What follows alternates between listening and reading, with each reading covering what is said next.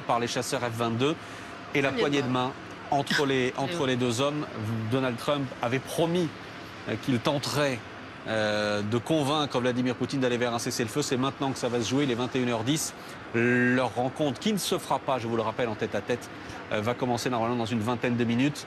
Et les deux présidents qui s'avancent et qui parlent en anglais, forcément en anglais, Claude Blanche-Maison. Oui, l'anglais de Poutine est assez limité, mais enfin, ils ne peuvent se parler qu'en anglais, en effet.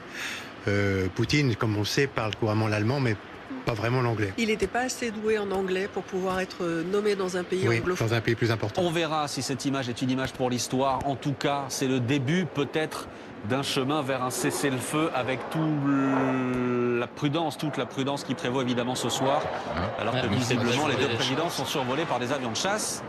Ça aussi, ça fait peut-être partie du comité. C'est pour toi, dit Trump. C'est pour toi, mon cher. On va t'emmener à La Haye. C'est une seule excuse. Je ne suis pas sûr que ce soit ce que dit effectivement Donald Trump, mais cette image est quand même particulièrement forte ce soir. Les deux présidents côte à côte, face aux caméras du monde entier. Et cette image en direct d'Anchorage, en Alaska, avec ces deux présidents et cette poignée de main, juste avant donc que les deux délégations ne puissent se parler pendant 6 à 7 heures. Ça, c'est ce que prévoient les Russes. Ça pourrait être plus rapide, c'est ce que disait Donald Trump aujourd'hui.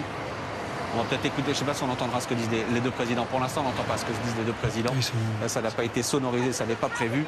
Mais on a donc vu Donald Trump applaudir Vladimir Poutine à son arrivée. Mais il évite de trop sourire.